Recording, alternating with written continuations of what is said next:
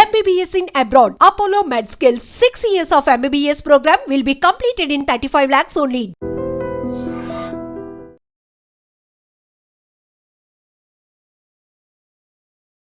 హరే కృష్ణ ప్రభుజీ. హరే కృష్ణ హరే కృష్ణ. అసలు ఏం చెబుతుంది భగవద్గీత మనందరికీ అంటే ఏం చెప్పొచ్చు అంటే? భగవంతుడు అంటారు, ఆయన ఏంటి, ఆయన చేరుకోవటం ఎలా?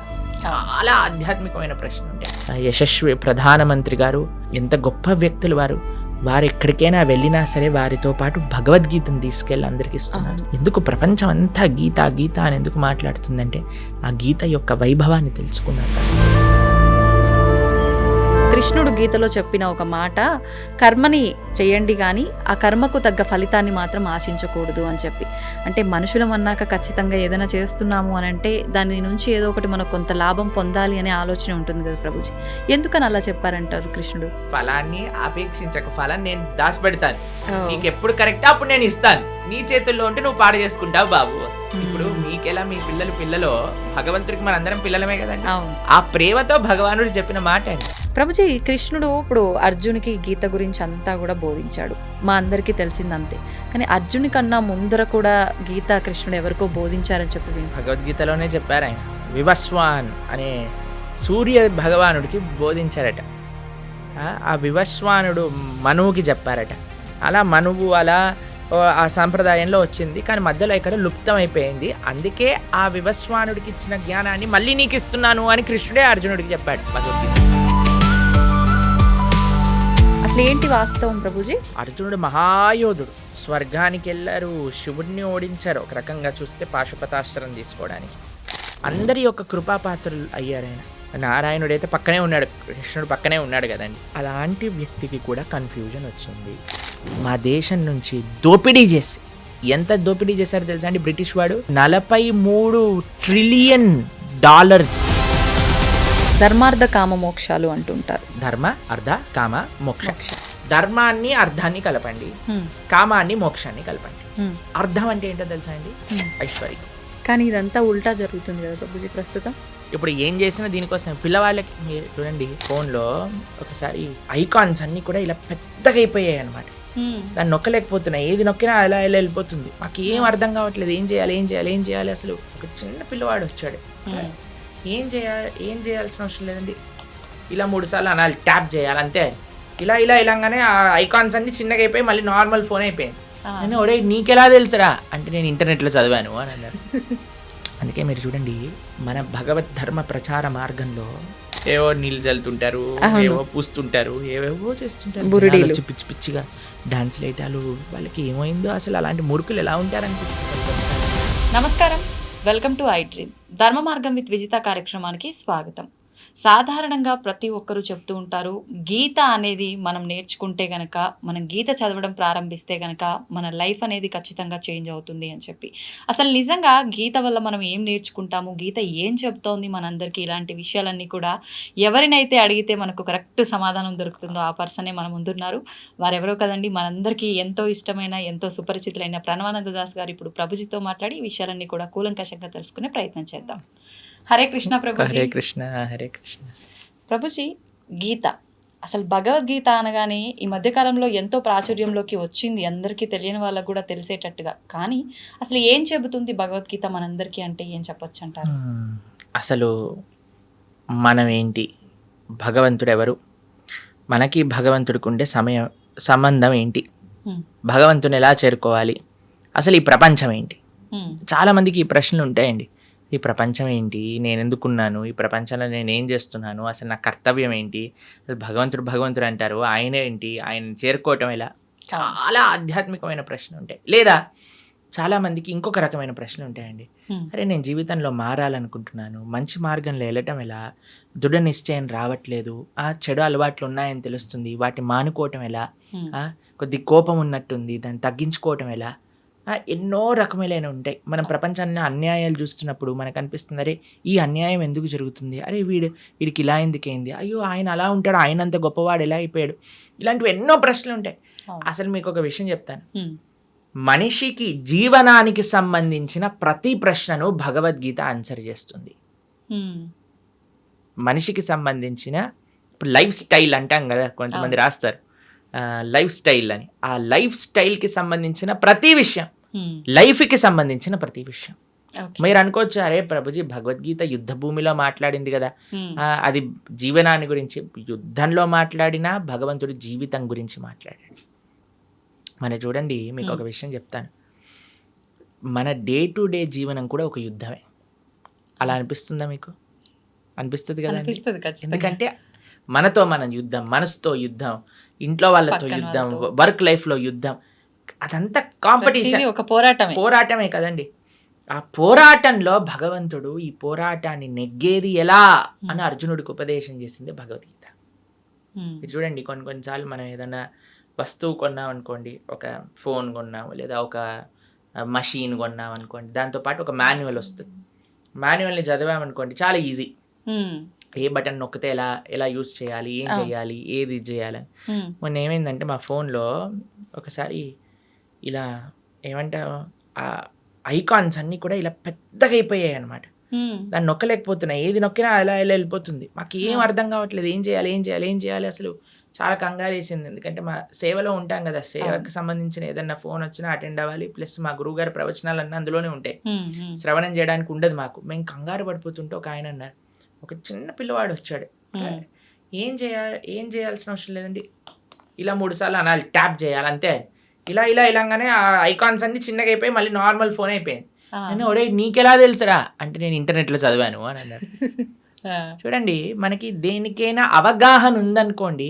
అవును. నాకు చాలా పెద్ద ప్రాబ్లం అనిపించింది. ఫోన్ పోయింది, ఫోన్ పోతే ప్రవచనాలు పోయాయి, కాంటాక్ట్స్ పోయాయి అని నేను కంగారు పడుతున్నా. అవును. కానీ చదివిన వాడు వచ్చాడు, ప్రశాంతంగా టిక్ టిక్ టిక్ అన్నాడు, ఫోన్ బాగా చేసేసాడు.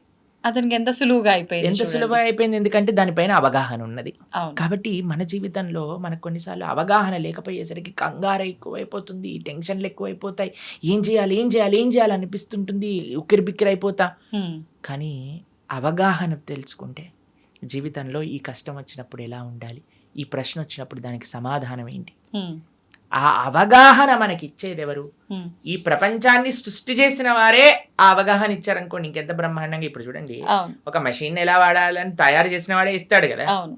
తయారు చేసిన వాడు ఇచ్చిన మాన్యువల్ని వదిలేసి అందరి ఇంట్లలోకి వెళ్ళి, అరే నీకు ఇలా తెలుసారా అంటే వాడు చెప్పొచ్చు, చెప్పకపోవచ్చు, తప్పు అది చెప్పొచ్చు, వాడి వర్షన్లో ఏదైనా మాత్రమే చెప్పొచ్చు. చెప్తాడు. కానీ ఎవరైతే ఆ మెషిన్ తయారు చేశారో వాడిని అడిగితే ఎంత బెస్ట్ అండి. అవును. అదే భగవద్గీత.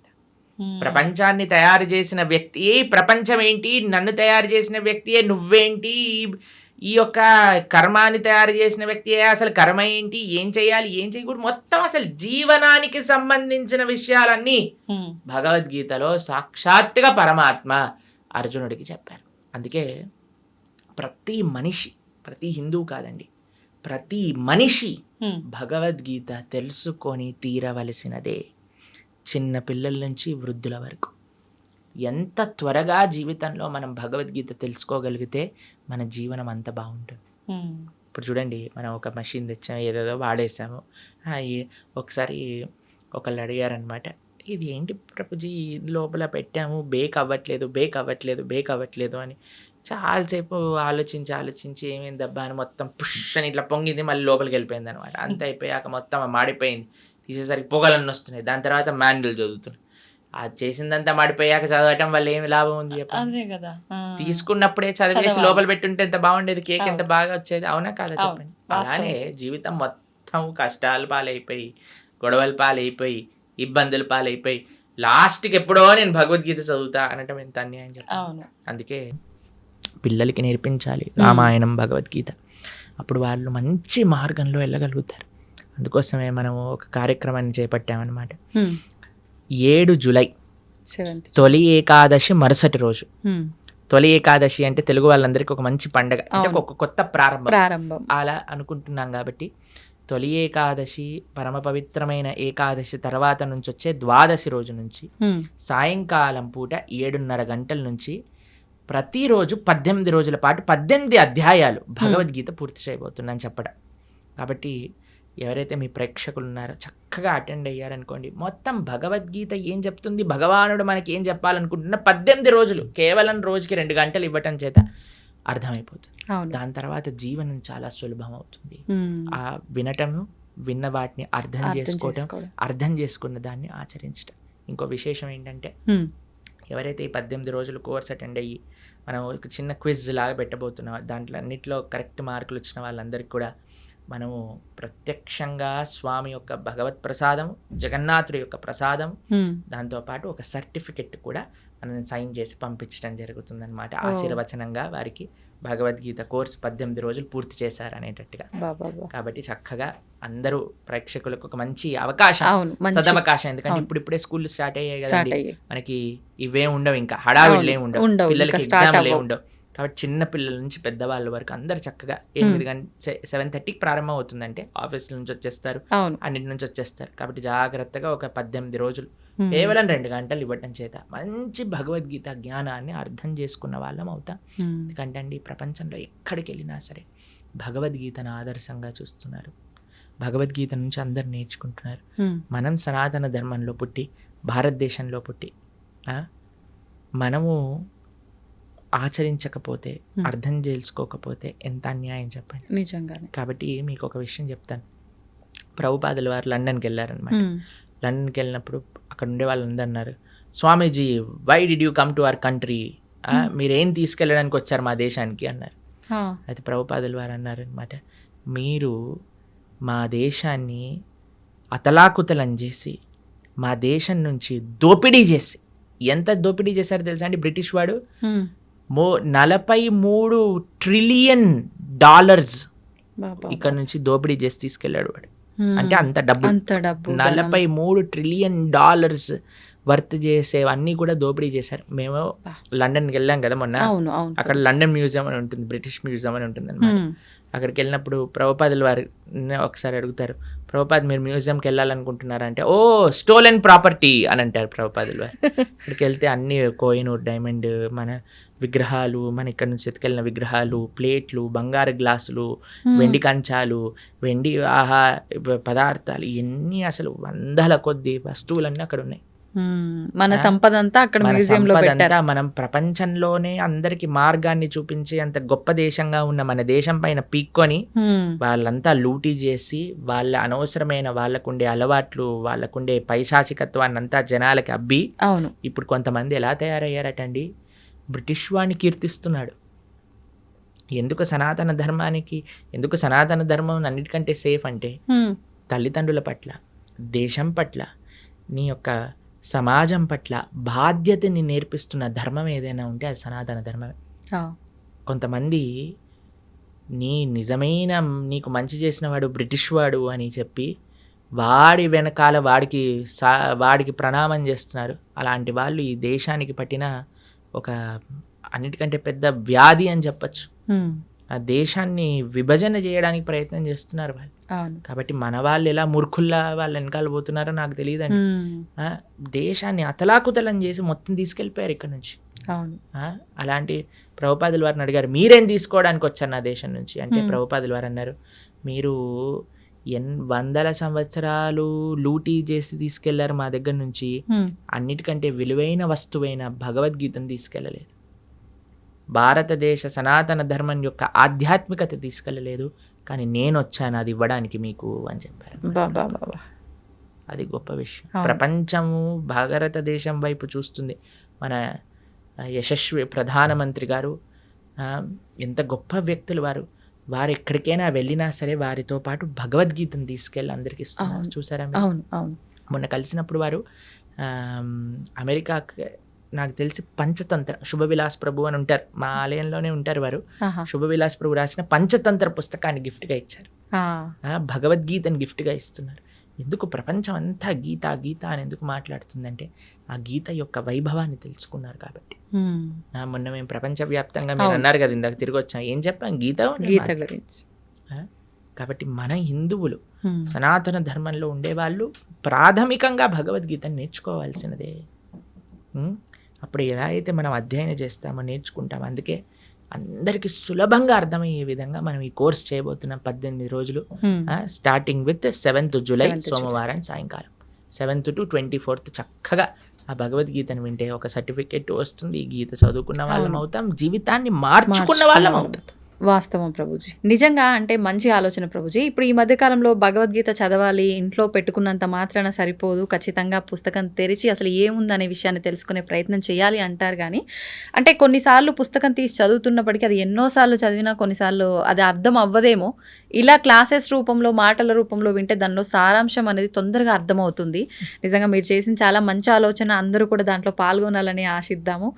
అయితే ఇంకొక క్వశ్చన్ ఏంటి నాది అనంటే, గీతకు సంబంధించే కృష్ణుడు గీతలో చెప్పిన ఒక మాట, కర్మని చేయండి కానీ ఆ కర్మకు తగ్గ ఫలితాన్ని మాత్రం ఆశించకూడదు అని చెప్పి. అంటే మనుషులం అన్నాక ఖచ్చితంగా ఏదైనా చేస్తున్నాము అని అంటే దాని నుంచి ఏదో ఒకటి మనకు కొంత లాభం పొందాలి అనే ఆలోచన ఉంటుంది కదా ప్రభుజీ. ఎందుకని అలా చెప్పారంటారు కృష్ణుడు? ఇప్పుడు మీకు ఒక చిన్న ప్రశ్న. ఇప్పుడు మీకు ఇద్దరు డాటర్స్ కదా, అవును. వాళ్ళ బర్త్డేస్కి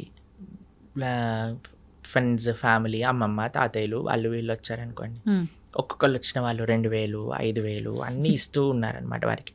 అప్పుడు మీరు ఏం చేస్తారు? బర్త్డే అయిపోయాక, నాన్న ఎన్ని వచ్చాయి మొత్తం కౌంట్ చేసి నాకు ఇవ్వు, నేను పిగ్గీ బ్యాంక్లో పెడతాను, ఎప్పుడైతే నీకు అవసరం ఉంటుందో అప్పుడు ఇస్తానని చెప్తాను. ఓ 50,000 వచ్చాయా, ఏదన్నా చేసుకో అని చెప్తారా మీరు? చెప్పం. ఏమంటారు మీరు? ఖచ్చితంగా తీసుకుంటాము, దాన్ని జాగ్రత్త పెడతారు కదా. అవును. అది మీరు వాడేసుకుంటారా? వాడం. వాళ్ళకి ఎప్పుడైతే అవసరం ఉంటుందో అప్పుడు ఇస్తారా? అదే భగవానుడు చెప్పింది. అయ్యా కర్మ చెయ్యి, ఫలాన్ని అపేక్షించకు, ఫలాన్ని నేను దాచిపెడతాను, నీకు ఎప్పుడు కరెక్ట్ అప్పుడు నేను ఇస్తాను, నీ చేతుల్లో ఉంటే నువ్వు పాడు చేసుకుంటావు బాబు. ఇప్పుడు మీకెలా మీ పిల్లలో భగవంతుడికి మనందరం పిల్లలమే కదండి. ఆ ప్రేమతో భగవానుడు చెప్పిన మాట అండి. అంటే ఇప్పుడు స్వామి ఏమంటున్నాడు, చాలా సింపుల్ గా మీకు ఒక విషయం చెప్తాను. ఒక ఆయన అమెరికాకి వెళ్ళాడు, చదువుకుంటున్నాడు, బాగా చదువుకున్నాడు, ఎంఎస్ చేశాడు, జాబ్ వచ్చింది. జాబ్ వచ్చాక చాలా పెద్ద శాలరీ అనుకోండి, ఓ $10,000 వస్తున్నాయి అనుకోండి. వాళ్ళ నాన్న అన్నారు, నాన్న అసలు నీకు ఎన్ని ఖర్చులు ఉన్నాయో ఒకసారి రాసి పెట్టు అనగానే, రూమ్ రెంట్కి ఇంత, తిండికి ఇంత, పెట్రోల్కి ఇంత, ట్రావెల్కి ఇంత, తర్వాత ఎక్స్పెన్సెస్, కొన్ని అడాక్ ఎక్స్పెన్సెస్, వాటన్నిటిని నాన్న నాకు ఒక 3,000 చిల్లరల్లో అయిపోతుంది అని అంటే, సరే నాన్న 3,500 నీ దగ్గర పెట్టుకో, మిగతావన్నీ నా బ్యాంక్ అకౌంట్లో వేసేయని చెప్పాడు. సరే ఆ పిల్లవాడు పాపం నాన్నగారు చెప్పారు కదా అని, నాన్నగారు చదివించారు, నాన్నగారు చెప్తున్నారు కదా అని మిగతావన్నీ వేసేస్తున్నారు. వాళ్ళ రూమ్మేట్స్ ఏమో అందరు కూడా పార్టీలకు వెళ్తున్నారు, తిరుగుతున్నారు, తాగుతున్నారు, తిరుగుతున్నారు, అన్ని చేస్తున్నారు. వీడేమో చేయలేకపోతున్నారు, డబ్బులు లేవు కదా ఇంత. అయితే అందరు కూడా చూసావా, వీడు నాన్నకి ఇచ్చేస్తున్నాడు, డబ్బులు నాన్నకి ఇచ్చేస్తున్నాడు. వాడికి కూడా కొన్నిసార్లు డౌట్ వచ్చింది, బాధ వేసింది, అయ్యో ఎందుకు ఈయన నాన్నని డబ్బులు తీసేసుకున్నాడు. సరే అని కొన్ని సంవత్సరాలు వర్క్ చేశాక ఆయన మళ్ళీ తీసుకొచ్చారు, పెళ్లి చేశారు. ఆయనకి మంచి సంబంధం చూసి పెళ్లి చేసి, వివాహం అయిపోయాక ఇప్పుడే వాళ్ళిద్దరు మళ్ళీ అమెరికాకి వెళ్తున్నప్పుడు, నాన్న నువ్వు 2 సంవత్సరాల నుంచి ఏవైతే డబ్బులు నాకు వేస్తున్నావో ఆ డబ్బులన్నీ మళ్ళీ ఇప్పుడు నీ బ్యాంక్ అకౌంట్లోకి ట్రాన్స్ఫర్ చేశాను, ఇది చూసుకో, ఇది ట్రాన్స్ఫర్ అయిపోయింది అని అంటే, ఆయన అడిగారు, నాన్న ఇన్ని రోజుల నుంచి తీసుకున్నావు, ఇప్పుడు ఎందుకు ఇచ్చావు? ఎందుకంటే అప్పుడు ఇస్తే నువ్వు పాడైపోయేవాడివి, కానీ ఇప్పుడు నీకు ఒక మంచి పార్ట్నర్ అవసరానికి ఆ పార్ట్నర్ చూస్తుంది నువ్వు ఏం ఖర్చు పెడుతున్నావు, ఏం చేస్తున్నావు, ఏం తప్పు చేస్తున్నావు, ఏం కరెక్ట్ చేస్తున్నావు. కాబట్టి ఇప్పుడు నీకు వివాహం అయింది కాబట్టి ఒక బాధ్యతాయుతంగా నిన్ను మంచి మార్గంలో పెట్టేవాళ్ళు నీతో ఉన్నాం కాబట్టి ఇప్పుడు ఇచ్చేస్తున్నా, నాకేం అవసరం లేదు నాన్న అని ఆ నాన్నగారు చెప్పారు. ఆ నాన్నగారు చెప్పింది కరెక్టా రాంగా చెప్పండి? కరెక్ట్, ఖచ్చితంగా కరెక్టే కదా. అదే భగవంతుడు చెప్తున్నా, నాన్న ఫలం నీ చేతిలో ఉంటే మిస్యూజ్ చేసుకునే అవకాశాలు ఉంటాయి, కాబట్టి ఫలాన్ని అపేక్షించకుండా try your best, do your best. ఆ ఫలితం నేను ఎప్పుడు నీకు ఏ క్షణంలో నీకు కావాలో ఆ క్షణానికి నేను ఇస్తాను. ఎంత గొప్ప మాట, నిజంగా చాలా గొప్ప మాట. కాబట్టి అది పరమాత్మకి మన పట్ల ఉండే ప్రేమ. ఈ విషయాలు ఎలా అర్థమవుతాయండి అని అంటే, ఎప్పుడైతే మనం వింటామో భగవద్గీతని, ఎవరైతే భగవద్గీతను అర్థం చేసుకొని దాన్ని మనకి అర్థమయ్యే విధంగా చెప్పే వాళ్ళ దగ్గర నుంచి శ్రవణం చేసినప్పుడు, మనం చదివినప్పుడు చాలా సులభం అయిపోతుంది. అందుకే మీరు చూడండి, మన భగవద్ ధర్మ ప్రచార మార్గంలో కొంతమంది మ్యాజికల్ చేస్తూ ఉంటారు, చూసారా మీరు? కొంతమంది అంటే మన ధర్మ ప్రచార మార్గంలో కాదు నేను చెప్తున్నాను, కొన్ని వీళ్ళు ఏవో నీళ్ళు చల్లుతుంటారు, ఏవో పూస్తుంటారు, ఏవేవో చేస్తుంటారు, పిచ్చి పిచ్చిగా డాన్స్ లేటాలు. వాళ్ళకి ఏమైందో అసలు, అలాంటి మూర్ఖులు ఎలా ఉంటారు అనిపిస్తుంది కొన్నిసార్లు. మంచిది మనం వదిలేసి, లేకపోతే ఆ మూర్ఖుల్ని మనం ఎలా భరించగలుగుతాం అనిపిస్తుంది. అలాంటి వేషాలు, వీళ్ళందరూ డ్రామా ఆర్టిస్టులు అయిపోవచ్చు చాలా బాగా, కానీ ఎందుకు వాళ్ళు మూవీస్ లో ట్రై చేయకుండా ఇలాంటి పనులు, అంటే డబ్బులు అక్కడ సంపాదిస్తుంటున్నారు ఎక్కువగా, అందుకోసం అటు వెళ్తున్నారు. అలాంటివన్నీ మనం చేయమండి గలీజ్గా. అవును, వేరే వాళ్ళని మోసం చేయటాలు, వేరే వాళ్ళని ఏదో ఇది చేయటాలు, అలాంటివన్నీ ఏమీ ఉండవు. చాలా మంది అడుగుతారు, ఇస్కాన్ వాళ్ళు విదేశీయుల్ని మార్చట్లేదా? మీకు విషయం తెలుసా అండి, అక్కడ మేము వెళ్ళాము, అక్కడుండే వీళ్ళు ఎక్కడికైతే వెళ్తారో ప్రతి ఆదివారం అవన్నీ అమ్మేశారు. కొన్ని చోట్ల బార్ షాపులు ఉన్నాయి ఆ ప్రదేశాల్లో, కొన్ని చోట్ల అయితే మా గుళ్ళే ఉన్నాయి అక్కడ. ఎందుకంటే అక్కడికి ఎవ్వరు వెళ్ళట్లేదు, ఎవ్వరికి ఇంట్రెస్టే లేదు. అలా తయారైపోయింది అక్కడ. మేము ఒక దగ్గరికి వెళ్ళామండి, అసలు అక్కడ ఉండే ఎవరైతే ఆ మత ప్రబోధకులు ఉన్నారో, ఆ ధర్మంలో ఉండేవాళ్ళు, ఇప్పుడే నేను మీకు వీడియో కావాలంటే పంపిస్తాను, అంటే మీ పర్సనల్కి చూపించకండి జనాలకి. ఫ్రాన్స్లో ఏవైతే ఈ మత పెద్దలని వాళ్ళ ధర్మంలో వాళ్ళ మతంలో ఉన్నారో, కొన్ని సంవత్సరాల లోపల వాళ్ళు చూస్తే 3,40,000 మంది పిల్లల పైన లైంగిక దాడులు చేశారు. 3,40,000 మంది పిల్లల పైన. ఎంత ఘోరం. అయితే మేము మొన్న ఐర్లాండ్ అనే దేశంలో ఉన్నాం, అక్కడ కూడా వాళ్ళ మతం ఉండేది. వాళ్ళ మత పెద్దలు ఎవరైతే ఇలాంటి పిల్లల పైన అఘాయిత్యాలు చేయటం బయటపడ్డాక ఆ దేశమే మొత్తం ఆ మతాన్ని వదిలేసింది. అక్కడ నాస్తికత్వం ఎక్కువ, ఎందుకంటే వాళ్ళు చేసిన తప్పులు చూసి. కాబట్టి మనం ధర్మం ఏంటి, ధర్మాన్ని ఎలా ఆచరించాలి, పెద్దల నుంచి తెలుసుకొని ఆచరించగలిగితే అది మనకి మంచిది. కాబట్టి మనం ఏం చెప్తున్నాం, భగవద్గీత ఏం చెప్తుంది, ధార్మికంగా జీవనం ఎలాంటిది, ధార్మికంగా జీవనం ఎలాంటిది, ఇదే మన సనాతన ధర్మం అంటేనే ఖచ్చితంగా ఇది చెయ్యాలి, ఇది చేయకూడదు, ఇది చేస్తే ఇది అవుతుంది ఖచ్చితంగా చెప్పి మంచి మార్గంలో నడిపించేది. ఇప్పుడు చూడండి, మనం మానవుడిగా ఉన్నప్పుడు అన్ని ధర్మాలు అన్ని మతాలు బాగుండాలండి. సనాతన ధర్మంలో మనం ప్రతిరోజు ఏం చేస్తామండి, లోకా సమస్తా సుఖినో భవంతు, సర్వే జనా సుఖినో భవంతు అని ప్రార్థన చేస్తా. ఇంతకంటే గొప్ప భావన ఇంకెవరికి ఉంటుంది చెప్పండి. కానీ మనకి అందరి ధర్మాలు బాగుండాలనే మనం అనుకుంటామండి, కానీ వేరే వాడు మన ధర్మాన్ని పాడు చేయాలి అని చూసినప్పుడు మనం ఉండకూడదు కదా, ఊరుకోవద్దు. ఎందుకు మీకు ఈ విషయం ప్రస్తావన చేస్తున్నాను, ఆన్ ద ఫస్ట్ ప్లేస్ చెప్తున్నానంటే, ఎప్పుడు మనకి వాడు మన ధర్మాన్ని మోసం చేస్తున్నాడు, మనల్ని మోసం చేస్తున్నాడు అని తెలిసేది ఎప్పుడంటే మన ధర్మాన్ని మనం తెలుసుకున్నప్పుడు. లేకపోతే వేడేవాడు ఏం చెప్పినా మనం నమ్మేస్తాం. అవును, ఇప్పుడు చూడండి, వాస్తవం ఏంటో మన పిల్లల పైన మనకి నమ్మకం ఉన్నప్పుడు, మన పిల్లలంటే మనకి తెలిసినప్పుడు, మన కుటుంబ సభ్యులు అంటే ఎవరో మనకు తెలిసినప్పుడు, వేరేవాడు వచ్చి ఏం చెప్పినా మనం నమ్మమండి. వేరేవాడు ఏదైనా చిచ్చు పెట్టడానికి ప్రయత్నం చేసినా మనం నమ్మం. ఎందుకంటే మన ధర్మం గురించి పూర్తి అవగాహన ఉంది. నేను చెప్పేది ఏంటంటే, సనాతన ధర్మంలో ఉండే చాలామంది టీవీలలో చెప్తూ ఉంటారు, మనకి ఈరోజు కావాల్సినది ఏదన్నా ఉంటే అందరి ఐకమత్యంగా సనాతన ధర్మాన్ని నిలబెట్టడం. కానీ కొంతమంది వీటిలలో కూడా వ్యూవర్షిప్ కోసం వాటి కోసం ఒకళ్ళని ఒకళ్ళు తిట్టుకోవటాలు ఇలాంటివన్నీ చేస్తున్నారు. అవన్నీ చేయకూడదు. ధర్మం అంటే అందరు కలిసి కుటుంబంగా ఉండాలి. మంచిగా మనం ఉన్న వేరే మతాలు చేస్తున్న దాడులను మనం తట్టుకోగలుగుతాం. First education important. కాబట్టి నేను చెప్పేది ఏంటంటే, ప్రతి హిందువు భగవద్గీత వినండి, భగవద్గీతను చదవండి, కృష్ణుడు ఏం చెప్తున్నాడో వినండి. భగవద్గీత అన్ని సంప్రదాయాలు శాక్త, శైవ, వైష్ణవ, నానాపత్య, ఏ సాంప్రదాయం చెందిన వారైనా భగవద్గీత చదవాల్సిందే అండి. ఇంకా ఏ పుస్తకం చదివినా చదవకపోయినా భగవద్గీత చదవాల్సిందే. అది ఎందుకంటే భగవద్గీత అనేది సనాతన ధర్మానికి ఒక బేస్, అది ఫిలాసఫీ భగవద్గీతలో ఉన్నది. కాబట్టి అందుకోసం మనందరం ఈ 18 రోజులు ఏదైతే కార్యక్రమం చేయబోతున్నామో, ఇందాక మనం చెప్పుకున్నట్టుగా 7వ తారీఖు నుంచి, జూలై 7వ తారీఖు సోమవారం రాత్రి నుంచి ప్రణవానంద దాస్ ఛానల్ తెలిసింది కదా, అందులో మనకి లైవ్లో వస్తుంది. చక్కగా అటెండ్ అవ్వండి.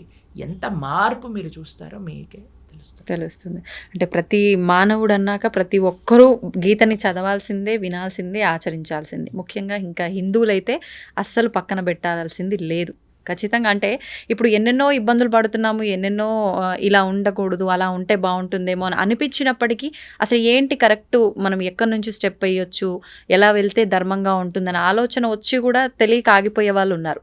అటువంటి వాళ్ళందరికీ కూడా ఒక మంచి మార్గం దొరికిందనే చెప్పొచ్చు దీని ద్వారా. ప్రభుజీ, కృష్ణుడు ఇప్పుడు అర్జునికి గీత గురించి అంతా కూడా బోధించాడు, మా అందరికీ తెలిసిందంతే.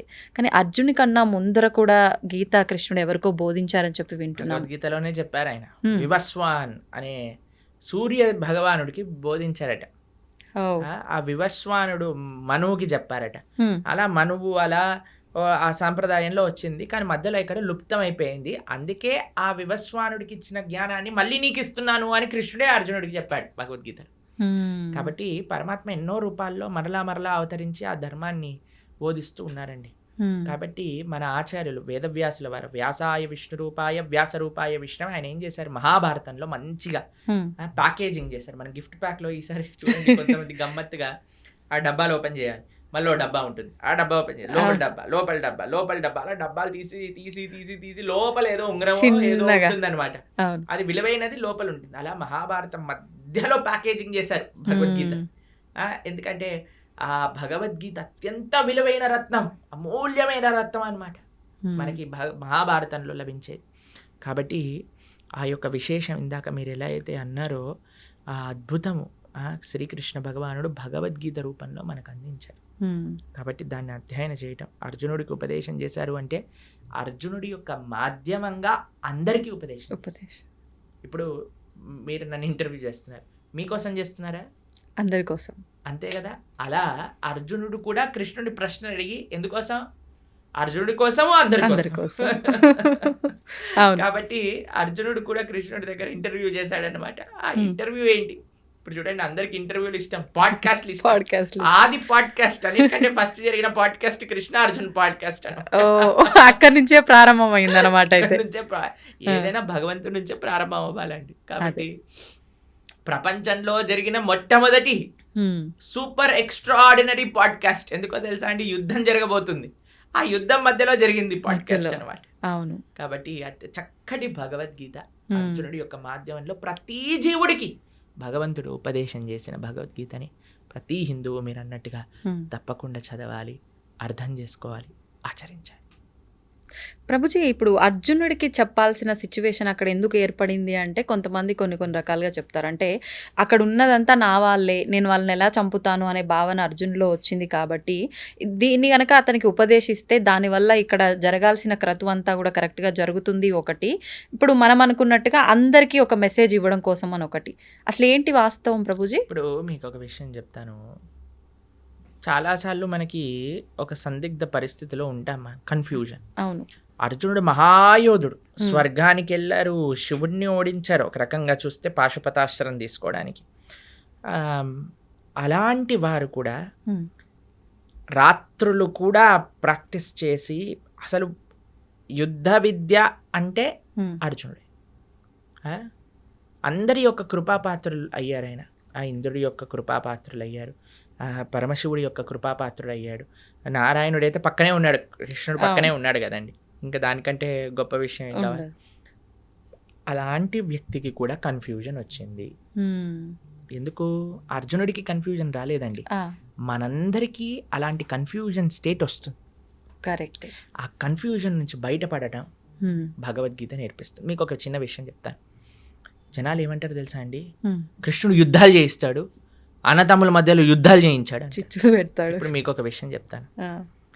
అర్జునుడు యుద్ధం పరిస్థితి రాకముందు కృష్ణుడు ఎన్నోసార్లు దూతగా వెళ్ళాడండి, యుద్ధం వద్దు చెప్పడానికి.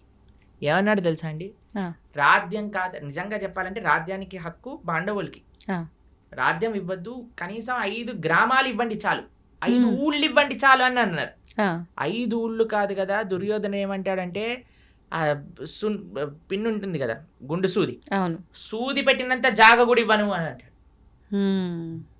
ఇప్పుడు మీకు ఇంకొక విషయం చెప్తానండి. ఒక ఆవిడ వచ్చింది నా దగ్గర, కృష్ణుడు ఏంటండి ఇలా యుద్ధం చేయిస్తాడా అని అంది. మీరు మరి ఆ స్త్రీని అవమానించిన వాళ్ళని ఏం చేయాలి? చంపేయాలండి. మరి దుర్యోధన దుశ్శాసనుడు చేసిన పని ఏంటండి? ద్రౌపదీదేవిని అవమానించింది వాళ్ళు కదా అని అండి.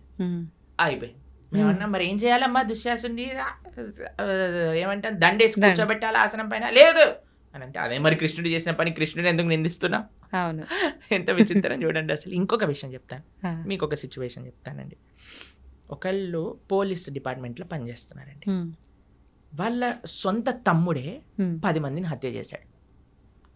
ఇప్పుడు ఈ పోలీసు వాళ్ళ తమ్ముడిని పట్టుకోవాలా, తమ్ముడని వదిలేయాలా? పట్టుకోవాలి, అదే ధర్మం కదా. ధర్మం కదా. తమ్ముడు కన్నా కూడా అంటారు కదా ప్రభుజీ పెద్దవాళ్ళే, తమ్ముడు అంటే ఏదో సామెత ఉంటది, మన వాళ్ళైనా సరే నీతి తప్పకూడదు, ధర్మంగా ఉండాలి అని అంతే చెప్పి. కదండి. మరి కౌరవులందరూ నీతి తప్పారు, అందుకు కృష్ణుడు యుద్ధం చేయమన్నాడు. అరే వాళ్ళని నువ్వు అన్నయ్యలుగా, తమ్ముళ్ళుగా, బావలుగా, మరుదులుగా చూడక నానా, వాళ్ళు అధర్మం అదే. చేసిన వ్యక్తులుగా చూసి వాళ్ళని శిక్షించు. Hmm. ఎందుకంటే నీకు ఆ రోలు, నువ్వు ఒక క్షత్రియుడివి, Hmm.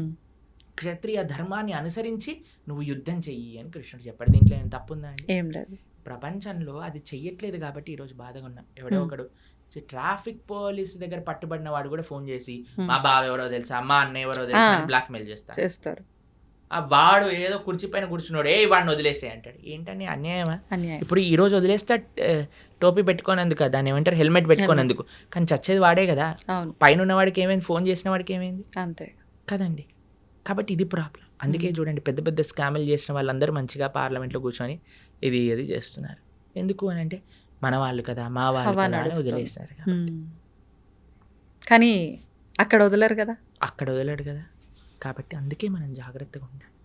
అందుకే భగవంతుడు ఏది చేసినా, భగవంతుడు జనాలు భగవంతుడికి ధర్మాధర్మ విచక్షణ చేస్తుంటాడు. కృష్ణుడు అధర్మం చేశాడు, కృష్ణుడు ధర్మం చేశాడు, అలా ఉండదయ్యా.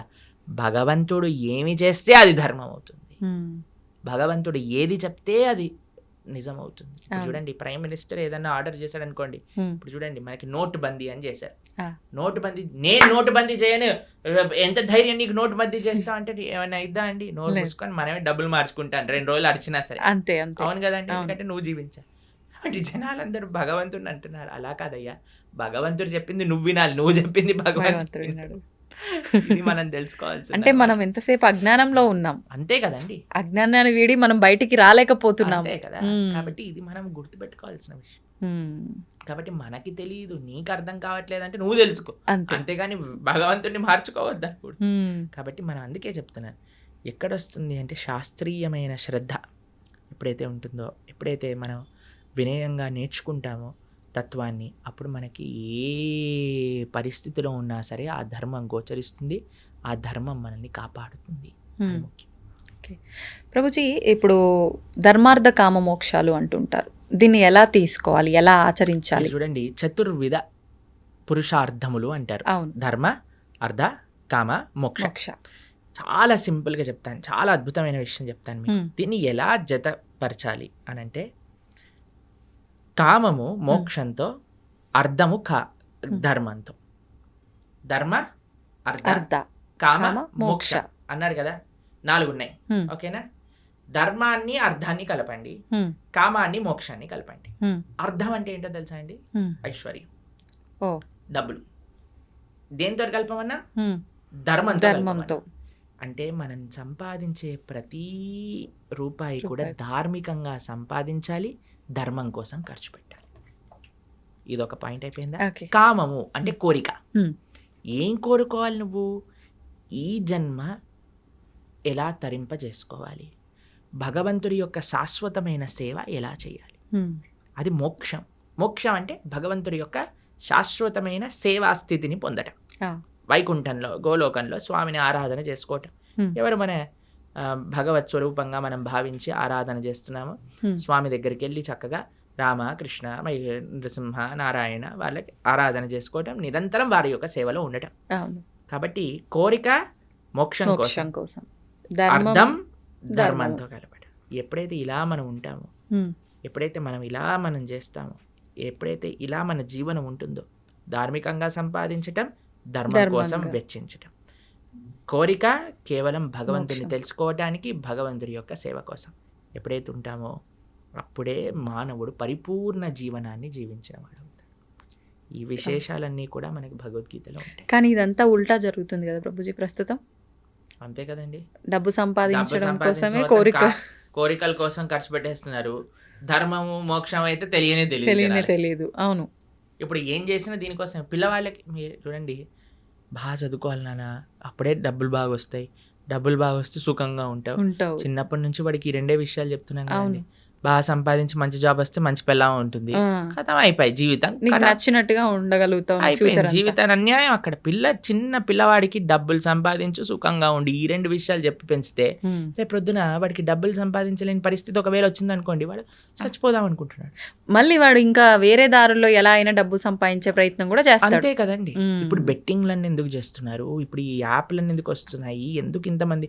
నేను కాలేజ్లో ఇంజనీరింగ్ చదువుతున్న రోజులలో ఎంతమంది అండి బెట్టింగ్లు పెట్టి ఇంట్లలోంచి లక్షల డబ్బులు తెచ్చి అక్కడ పెట్టేసి కొట్లాడుకొని నెత్తుర్లు వచ్చి పెద్ద పెద్ద గ్యాంగులు ఏర్పడి, అసలు ఎంత అన్యాయం అంటే అంత అన్యాయం. ఎందుకోసం అండి? డబ్బులు ఉంటే సుఖంగా, డబ్బులు అవసరమే అండి. ఎవరు చెప్పలేమండి డబ్బులు ఉండకూడదు, డబ్బులు లేవు, కష్టపడు, ధార్మికంగా ఉండు. అన్నిటికంటే మీకు ఏం తెలుసా అండి, డబ్బుల కంటే ముఖ్యం స్వాంతన, అంటే సాటిస్ఫాక్షన్. ఎంతున్నా సరే దాంట్లో సుఖంగా ఉండేవాడు కదండి. ఇప్పుడు చూడండి, రోజంతా నేను పని చేస్తాను, నిద్రపోయేటప్పుడు నిద్ర మాత్రలు మింగి పడుకుంటాను అనేవాడి కంటే కూలీ నాలి చేసుకొని 500-600 రూపాయలు సంపాదించి హాయిగా పడుకునేవాడు మెయిల్ కాదా చెప్పండి? అదే మేలు. అవును. కాబట్టి ఇప్పుడు హోటళ్ళల్లోకి వెళ్ళి తిని దాన్ని డైజెస్ట్ చేసుకోవడానికి మెడిసిన్లు వేసుకొని ఇలా ఉండే బ్రతికేవాడికైనా చద్దన్నము మజ్జిగ కారం పెట్టుకొని తినేవాడు, ఆ అన్నం కరెక్ట్గా ఒక పూట కడుపులో టైంకి తినేవాడు మంచివాడు కాదంటారా చెప్పండి? కాబట్టి సుఖం ఎక్కడుంది అంటే నీ భావనలో ఉన్నది. స్వాంతన అది ముఖ్యం. అన్ని కోట్లుగా సంపాదించి సుఖం లేదు స్వాంతన లేదు అన్నవాడికి మనం ఏం చేయగలుగుతాం చెప్పి.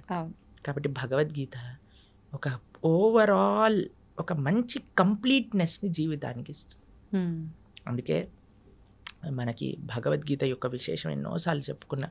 అందుకే మనం అనుకుంటున్నాం ఈ సంవత్సరం ఈ జూలై 7వ తారీఖు నుంచి 18 రోజులు భగవద్గీత కోర్స్ చేయటం వల్ల కనీసం యువత, ఎవరైనా చిన్నపిల్లలు పెద్దవాళ్ళు మిగతా ముఖ్యంగా యువకులు కానీ చక్కగా వచ్చి, అందుకే మీ ప్రేక్షకులందరికీ చెప్పేది ఏంటంటే, ఇంటిల్లిపాది ఎలా అయితే మీరు సీరియల్లను చూస్తారో, ఆ రియాలిటీ షోలను చూస్తారో అందరు కూర్చొని, ఆ సినిమాలు ఎలా అయితే చూస్తారో, న్యూస్ ఎలా అయితే చూస్తారో, అలా ఇంటిల్లిపాది కూర్చొని భగవద్గీత కూడా శ్రవణం చేయండి.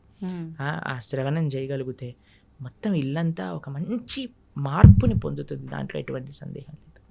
కాబట్టి ఈ యొక్క కోర్స్ జూలై 7వ తారీఖు ప్రణవానంద దాస్ ఛానల్లో 7:30కి సాయంకాలం 7:30 నుంచి 9 గంటల వరకు చక్కగా శ్రవణం చేయండి. ఎన్నో మంచి మార్పులు మీరే మళ్ళీ మాకు చెప్తారు. అది తప్పకుండా ఆ కోర్సులో కలుసుకునే ప్రయత్నం చేద్దాం. మీరు కూడా రావడానికి ప్రయత్నం చేస్తామన్నారు, అవును కదా? ప్రయత్నిస్తాను రావడానికి, వీలైతే వస్తాను. ప్రభుజీ, మనకు అతి త్వరలోనే తొలి ఏకాదశి రాబోతుంది. ఇందాక మీరే చెప్పారు.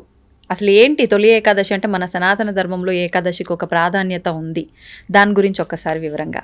ఏకాదశి అత్యంత పరమ పవిత్రమైన రోజు. ఏకాదశి ఉపవాసం, ఏకాదశి వ్రతం చేయకుండా ఎవ్వరు ఉండకూడదు. ఏకాదశి వ్రతం చేస్తే అన్ని వ్రతాలు, నోములు, పూజలు చేసిన ఫలితం వస్తుంది. ఏకాదశి వ్రతం చేయకుండా ఎన్ని చేసినా ఫలితం ఉండదు.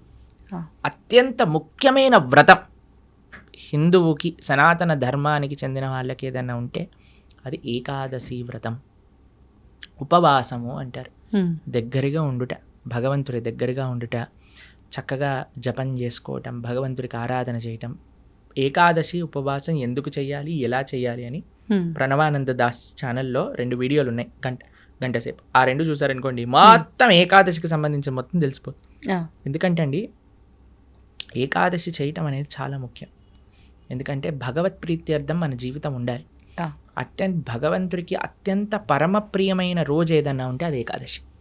భగవంతుడికే ప్రియమైన భక్తి అంటాం కదండి మనం. భక్తి జనని అంటే భక్తిని జనింపజేస్తుందట, మనందరికి ప్రధానిస్తుందట. ఆ రోజు ఏది అంటే ఏకాదశి. ఏకాదశి వ్రతం చేయటం చేత భక్తి వర్ధిల్లుతుంది, భక్తి పెరుగుతుంది, భక్తి వస్తుంది అని చెప్తారు. కాబట్టి అలాంటి ఏకాదశి వ్రతం చేయటంలో అత్యంత సావధానంగా ఉండాలి మనందరం. పాపం ఎవరైనా ప్రభుజీ ఇంతవరకు చేయలేదండి, ప్రారంభం చేస్తా, ఎప్పుడు చేయాలి అని అన్నారనుకోండి, తొలి ఏకాదశి లేదా దేవశయని ఏకాదశి అంటారు దీన్ని. భగవంతుడు ఆ రోజు యోగ నిద్రలోకి వెళ్తారంట. గురక నిద్ర కాదు, యోగ నిద్రలోకి వెళ్తారు స్వామి తొలి ఏకాదశి రోజున. పార్శ్వ ఏకాదశి రోజు ఒక చేతి నుంచి ఇంకో చేతికి మారుతారనమాట. ఇలా మారుతాం కదా. అవును అవును. దాని తర్వాత ఉత్థాన ఏకాదశి రోజు భగవంతుడు లేస్తారట. పడుకోవటం అంటే అని నిద్రపోవటం కాదు, ఆయన యోగ నిద్ర. అంటే అంతరాత్మయి పరమాత్మ రూపంలో అందరినీ చూస్తూ ఉంటారు. ఇప్పుడు చూడండి, చిన్నప్పుడు ఎవరైనా మనల్ని ఇది చేయడానికి వచ్చారనుకోండి, వెంటనే కళ్ళు మూసుకొని పడుకున్నట్టు యాక్టింగ్ చేస్తారు. అప్పుడు వాళ్ళు ఏం చేస్తున్నారు చూస్తాను అనమాట. పర్వాలేదు బాగానే ఉన్నారన్న కలుపు తెచ్చి వచ్చారా మీరు అని అంటారు. లేకపోతే వాడు ఏదైనా తేడా చేశాడు అనుకోండి, వెంటనే మనం ఇది చేస్తాం. అవునా కాదు? అలాంటివి చేస్తూ ఉండే అట్లా భగవంతుడు కూడా చూస్తున్నాడు అనమాట. ఏం చేస్తాడు వీడు నిద్రపోయినప్పుడు అని. కాబట్టి ఈ 4 నెలలు కూడా చాతుర్మాస్యము అని అంటారు. వ్రతం పడతారు, యతీశ్వరులు వ్రతం పడతారు. అందరూ వ్రతం ఉంటుంది. ఎవరెవరికి ఆశ్రమ నియమం ప్రకారంగా నియమాలు ఉంటాయి. 4 వస్తువులు మానేయాలి అని చెప్తారనమాట. 1 నెల పెరుగు, తర్వాత పాలు, తర్వాత పాలకూర ఇత్యాది ఆకుకూరలు, దాని తర్వాత మినప్పప్పు. ఇలా 4 నెలలు ఒక్కొక్క ద్రవ్యాన్ని విడిచి ధార్మికంగా ఆధ్యాత్మిక కార్యక్రమాలు చేస్తూ అలా ఉండాలి అని చెప్తారు. కాబట్టి చాతుర్మాసం అనేది అత్యంత పరమ పవిత్రమైన మాసం. భగవంతుడి యోగ నిద్రలోకి ప్రవేశించే రోజు తొలి ఏకాదశి, ఆషాఢీ ఏకాదశి, ఆషాఢ మాసంలో వచ్చే ఏకాదశి. పండరీపురంలో పెద్ద ఉత్సవం చేస్తారనమాట. ఈ ఏకాదశికి లక్షల మంది, 10-15 లక్షల మంది వచ్చి దర్శనం చేసుకుంటారు. భగవాన్ ఉన్న ఆ రోజు పండరీపురంలో లక్షల మంది తుకారాం మహారాజ్ పుట్టిన ప్రదేశం, జ్ఞానేశ్వర్ మహారాజ్ పుట్టిన ప్రదేశం నుంచి నడుచుకుంటూ పాదయాత్రగా 20 రోజులు పాదయాత్ర చేసి పండరీపురాన్ని చేరుకుంటారు. చేరుకొని గొప్ప ఉత్సవం, దిండి యాత్ర, దేహు యాత్ర అంటారనమాట. చాలా అద్భుతమైన ఉత్సవం అక్కడ జరుగుతుంది. ఇది దేవశయని ఏకాదశి, తొలి ఏకాదశి అని మనకి ఈ జూలై 6వ తారీఖున వస్తుంది. తొలి ఏకాదశి మరుసటి రోజు ద్వాదశి నుంచి మనం ఈ కార్యక్రమాన్ని ప్రారంభం చేసుకుంటున్నాం, భగవద్గీత కార్యక్రమం. ఎందుకంటే తొలి ఏకాదశి, ఒక ఏకాదశి రోజు మంచి కార్యక్రమం మనం ప్రారంభం చేసుకోవాలి. ఆ స్వామికి ప్రార్థన చేసి ఉపవాసం చేసి దీక్ష పట్టి నెక్స్ట్ డే నుంచి ద్వాదశి నుంచి పరమ పవిత్రం. ఏకాదశి ఎంత గొప్పదో ద్వాదశి ఎంత గొప్పది. ఆ ద్వాదశి రోజు నుంచి మనం భగవద్గీత ప్రవచనం అనేది ప్రారంభం చేస్తున్నాం. 18 రోజులు 18 అధ్యాయాలు భగవద్గీత ప్రతిరోజు సాయంకాలం 7:30 గంటకి ప్రణవానంద దాస్ ఛానల్లో మనం వీక్షించవచ్చు అనమాట. అది విశేషం. తప్పకుండా ప్రభుజీ, నిజంగా అందరూ ఆ లైవ్కి వస్తారని చెప్పి ఆశిస్తున్నాను. నిజంగా అంటే ప్రతి ఒక్కరిలో ఉంటుంది అలాంటి మంచి మంచి విషయాలు వినాలి అని చెప్పి. అందులోనూ మీరు చెప్తుంటే వినాలని ఆసక్తి చూపించేవారు కూడా చాలా ఎక్కువ మందే ఉన్నారు ఇప్పుడు. సంతోషం ప్రభుజీ, మరొక మంచి ఎపిసోడ్లో మరిన్ని మంచి విషయాలు మీతో మాట్లాడాలని ఆశిస్తున్నాను. ధన్యవాదాలు. హరే కృష్ణ.